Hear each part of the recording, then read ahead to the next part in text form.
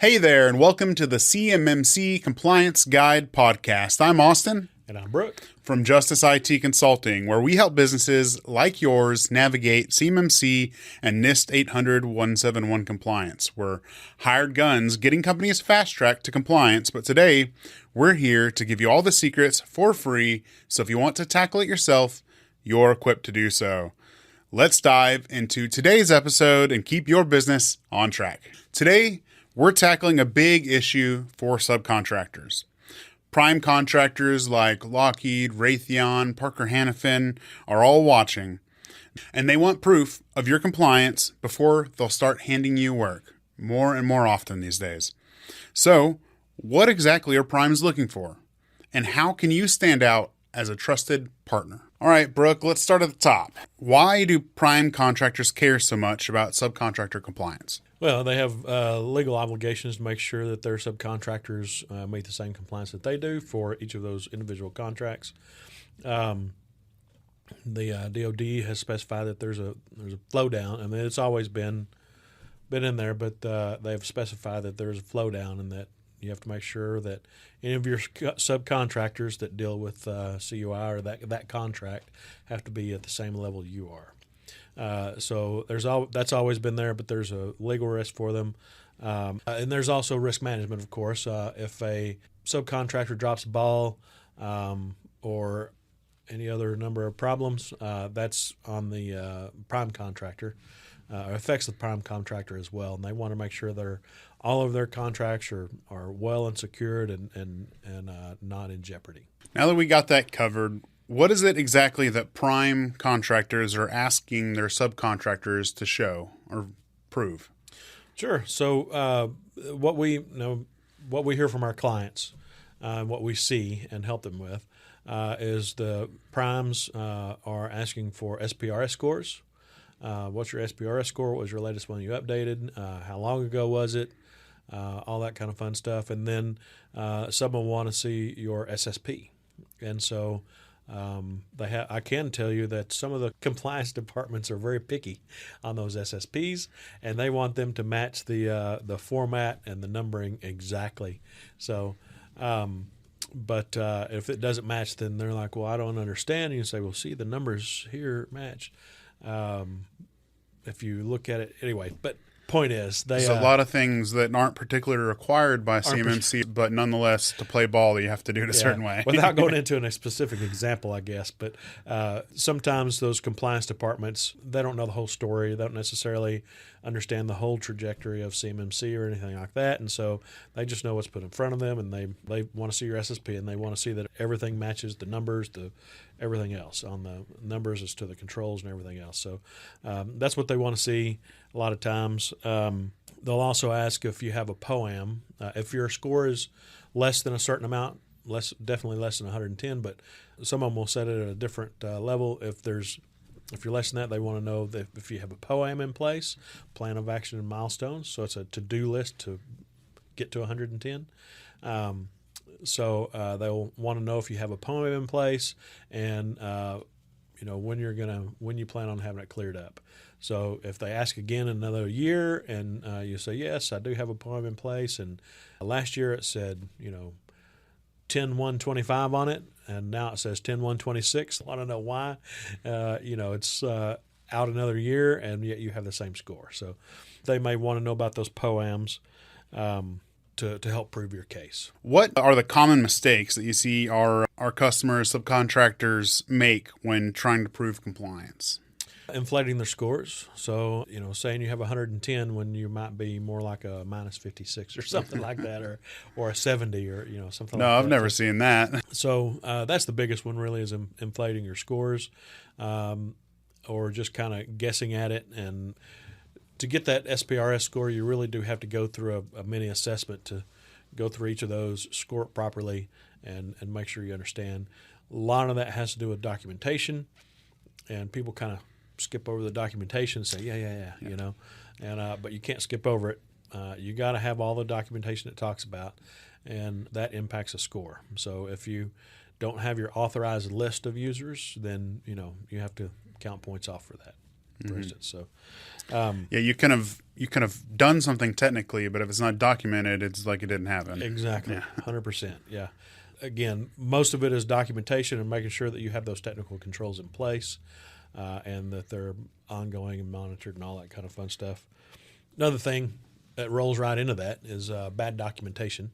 You don't Again, comes up. Yeah, again comes up. So, Should have worn your shirt. There's documentation. I should have. I have a shirt that says documentation, documentation, documentation, because I say that a lot. But yeah, it's you've got to have your documentation in place. There is an absolute ton of it, and you've got to have that in place. So that's another big deal that we see. I brought it up a minute ago.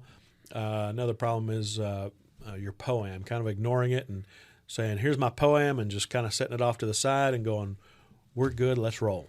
And then forgetting that the POA&M is a plan of action and milestones, meaning you have to do something about it. So if you don't do anything about it, then that plan of action and milestones is a plan of inaction and milestones. I guess that would be a POM or whatever. POA&M. Plan of action. Anyway, nevertheless, whatever it is. We don't need more acronyms. We don't need any more. Yes, that is a plan of action and milestones. So you have to get things done on that list. Cloud services, a lot of people have a tendency to not take into account their cloud services, Microsoft 365. Maybe they get, and shouldn't, but maybe they get CUI through email, or maybe they send it through email. Maybe they send it through encrypted email, but it's commercial Microsoft 365, so that won't work. So they've got to address things like that. Another big one that people typically don't have is incident response. What is your incident response plan? How detailed does it need to be? It needs to be detailed enough to cover your assets. So, yeah. But really. You need to have some sort of incident response policy and plan and procedure. And then you need to make sure you have all your bases covered. And one big one is having a medium assurance certificate installed on your computer so you can report incidents within 72 hours. If you don't have that certificate installed on your computer and you have an incident, I can guarantee you that you won't be able to report that incident within the required 72 hours because you will not get that certificate and get it installed within 72 hours. If you do, it'll be a miracle. But I wouldn't bet on it, especially if you're in the middle of an incident. Now you've got to go focus on getting those wheels to turn to get that certificate in place. So one I'm going to add in that I see less often, although scope is, I think, always a problem. Yes. But when we have someone that comes to us that is actually reasonably prepped and ready, and they're like, hey, we need you to help shore up this documentation piece, I'm just going to hire you to do that. We typically find that we always do a gaps analysis anyway. And this is the reason for it is because they'll have a big hole in their scope. Yes. And so we'll have someone that is otherwise buttoned up, but they'll say, their CUI comes in from, customer portal, and then it goes right into a vendor. And they're like, well, hold on 1 second. How does it go from customer portal to vendor? And like, oh, I just download it and upload it to the vendor. And you're like, okay, well, now your computer's in scope and you have it as not in scope. And they're like, oh, crap. Yeah. Mm-hmm. So it is very good practice to offload the burden of security and compliance to other vendors. But at the end of the day, there's not a ton of scenarios, especially if you're a manufacturer and you got real tangible products or something that your own computers are not going to be in scope, especially if you're dealing with CUI yourselves. So that typically people will not have computers in scope that should be. And then the other one is just some big glaring misses that you just don't always think of. And so the other day that we didn't even think about until we're going through the SSP process and creation of their SSPs, we identified that they would send some CUI to a print vendor. Mm-hmm. And they're like, oh, well, we might have to start doing printing in-house because we can't find a print vendor that's compliant, right? And so we have to, unfortunately, in that scenario, I think we're going to have to change their actual business, maybe not model, but process and workflow yep. to bring it fully in-house. But those are things that an assessor will likely catch on to, and if you miss them, then it's gonna mess up your assessment and cost you some money because you're gonna have to go back, fix it, and then get assessed again. So. Right, absolutely.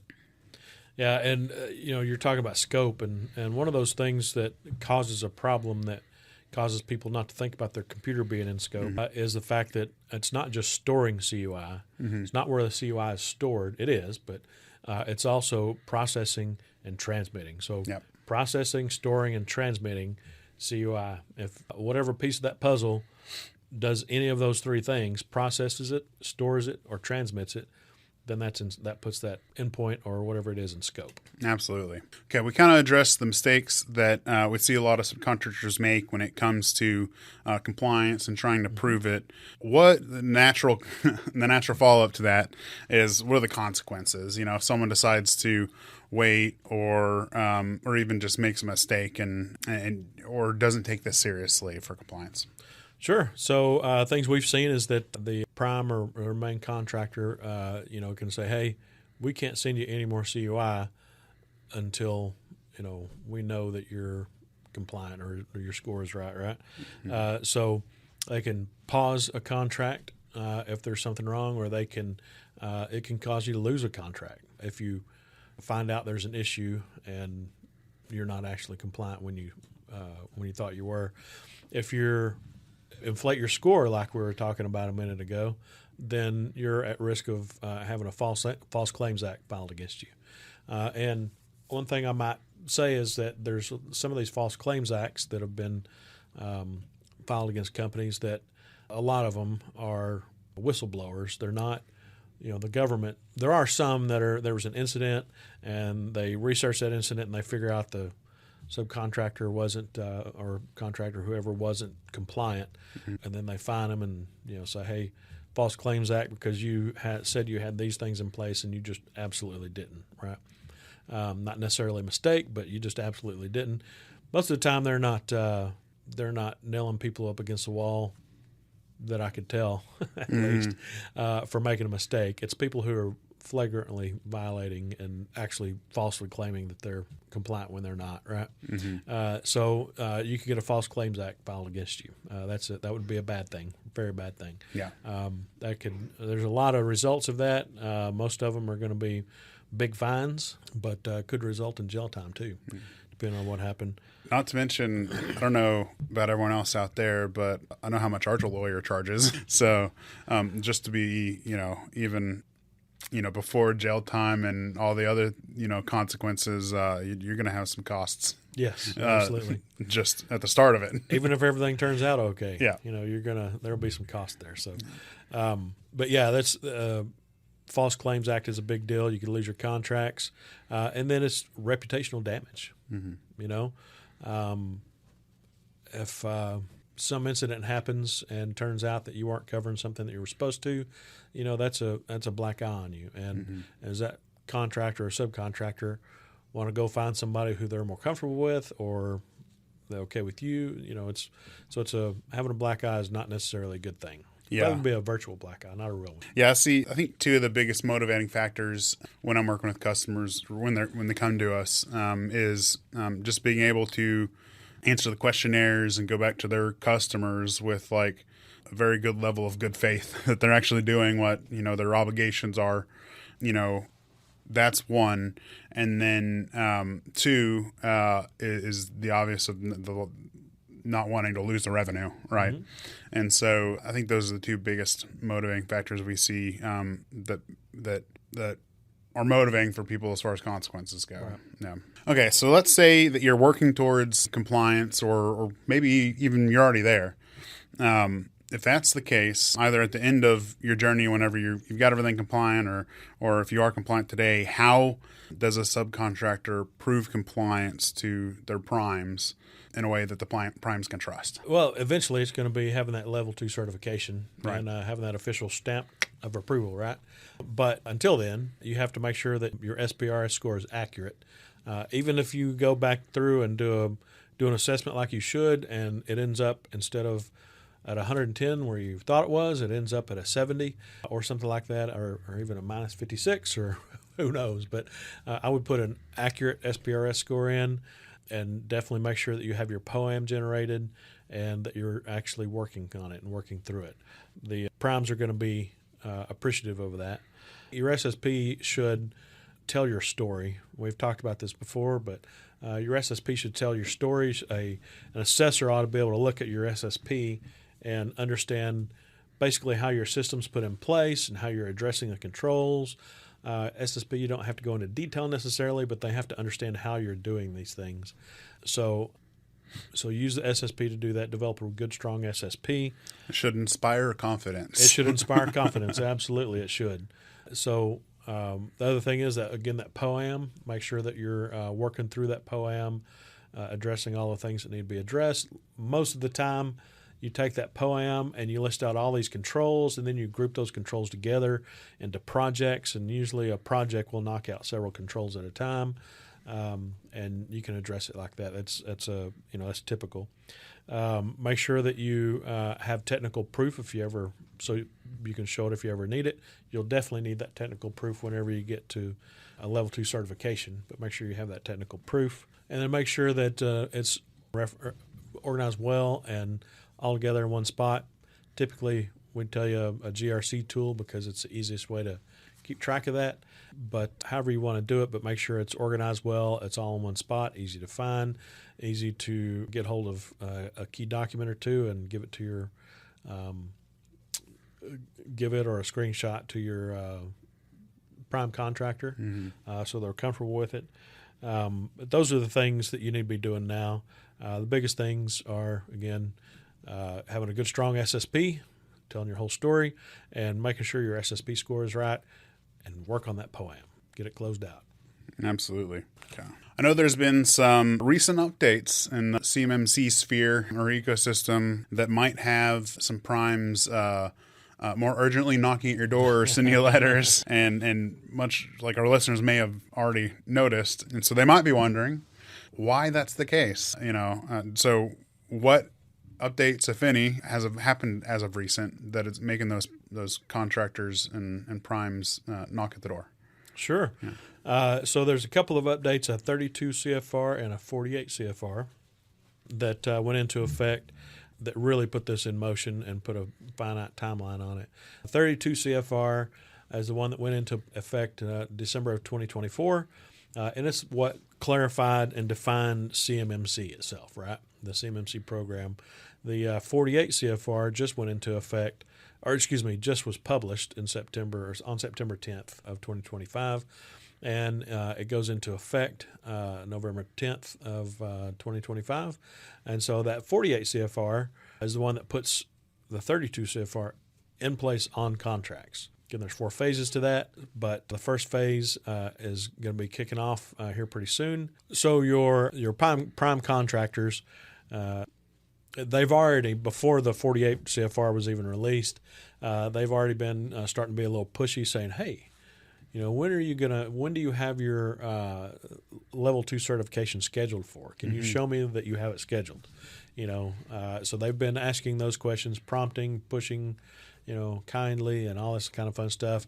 That's going to start being less kind and more pushy, I'm sure, along the way. But, sooner November gets here, and then as time goes on after that, prime contractors are definitely going to want to see that you have a level 2 certification, or at least that you have one planned to take place. So they're going to want to know that because they need to have their huge subcontractor base squared away and in good shape before they can move forward on some contracts. So they're a business just like everybody else. They just happen to be a lot bigger. And so they want to get those contracts, and they know that they have to be compliant, but they need their subs to be compliant as well. They're the appropriate subs, I should say, compliant as well. Yeah, I think it's a key piece of the strategy in terms of the enforcement to make sure people actually do all this stuff is, a lot of their defense spending is put in the buckets of the primes, right? The larger primes, I should say. And so the flow down is a keystone piece of that enforcement mechanism to really push them to make everyone else. So they're kind of using the primes as a piece of kind of their enforcement wing. So yeah, right, yeah. Absolutely. The other thing you just said, enforcement, we are starting to see more enforcement in the way of false claims acts being filed against companies for saying they were compliant and not being compliant. If you say you're at 110, you better be at 110. So, but we see some of those ramping up. So let's say that you are in the majority out there where you're not a couple $1 billion prime, and you're one of the smaller shops out there that are serving the primes. What practical steps could those subcontractors that are listening take today to actually go get off YouTube or Spotify or Apple or where you're listening and go implement? What could they do? Sure. So, maybe in the first 30 days or so, you take a good hard look and first understand what kind of CUI you have. Is it controlled technical information? Is it something else? Are there any dissemination restrictions? So no foreign or is it ITAR data? Is there any dissemination restrictions? That's the hardest thing to do, is figure out what CUI you have, what kind of CUI, and the restrictions on it, because it's generally kind of nebulous, and contractors will say, yeah, sure, everything under this contract is CUI. So you need to ask and find that out and figure that out. Figure out why you know what kind of CUI you have, and if it's true, if it's actually the truth or not, right? Is this just what I think I have to have or think I have? So figure out that CUI. Draw yourself a data flow diagram. Figure out where the CUI all the systems and all the places that CUI comes from, where it goes, where it's transmitted to, where it's stored, where it's processed. Figure out where it goes in all your different systems. That may be cloud vendors like Microsoft 365. It may be an on-premise server. It might be a cloud file share and sync tool. It could be your MRP. It could be whatever. So make sure you draw out that data flow diagram. Put all your arrows. Figure out get that good spaghetti diagram going on, and figure out where everything goes. And then figure out where it goes outside of your system. Do you have subs it goes to? Put that in there as well. That gives you a good idea of what your scope should be, or gives you an idea of what your scope is. And then if you want to tighten your scope down, you can certainly look at that and go, oh, wow, that's a lot. Maybe we need to fix that. But that really helps get you on a good foot moving forward, making sure that you understand those data flows, make sure you understand what type of CUI you have. And then after you do that, do a full self-assessment. There is a NIST 800-171 Alpha, NIST 800-171A, that is the assessment guide. So go through that. Yes, it's long. It's a pain in the rear. But go through that, figure out where you're at on each of those controls, and then you can have you'll have your self-assessment. You'll have your gaps analysis basically from that. So that's a good place to start. In the next 30 days maybe, you could draft your SSP, which again tells your story, right? How you're protecting that CUI, how you're covering each one of those controls. So draft your SSP, get it written out, get it all figured out there, and then you can come up with your POA&M after that, control by control, and have your POA&M all spelled out, come up with some projects to do, and then in the next however long, maybe 9 months to a year or whatever, or maybe 2 months if you're really a go-getter. So go through that POA&M, implement everything you need to get implemented. Once you have everything implemented, then you can figure out if you want a mock assessment or some consulting, somebody to come in and say, looks good, or you need to do this stuff. And then after that, you can schedule your level 2 certification. So that's a good timeline. But the first things first is know what kind of CUI you have, why you know that, draw your data flow diagram, and that'll help you scope everything out properly. Even if you've already got everything scoped out, if you haven't done those first two things, it's a really good thing to do. Okay. And maybe if all that sounds a little bit overwhelming, or say you're, somewhere further down that path and you're just wanting a closer look, a second set of eyes to look at it, wondering whether your SPRS score documentation or overall setup's good enough for a prime, then that's exactly why we offer our free SPRS roadmap session. Yeah, so just reminder for everyone out there, we're still offering and doing that for people. Even if you've already done the heavy lifting, we can review your self-assessment, go through your policy list, look at your current setup, and help you validate where you're solid and where you might need some help. So again, just a good chance to get a second set of eyes on things. It's totally free. This isn't a sales pitch, and you'll walk away with a clear plan on how to hit 110, your SPRS score, and hopefully stay there. So Right. Anyway, we've got that link in the description below. Welcome to take advantage of it, or if you're good, no worries at all. So, all right, well, I think that's it for today, guys. Really appreciate it. If you have any questions about what we covered, please reach out to us. We're here to help fast track your compliance journey. Text, email, or call in your questions, and we'll answer them for free here on the podcast. You can find our contact information at cmmmccomplianceguide.com. Stay tuned for our next episode. Until then, stay compliant, stay secure, and make sure you subscribe.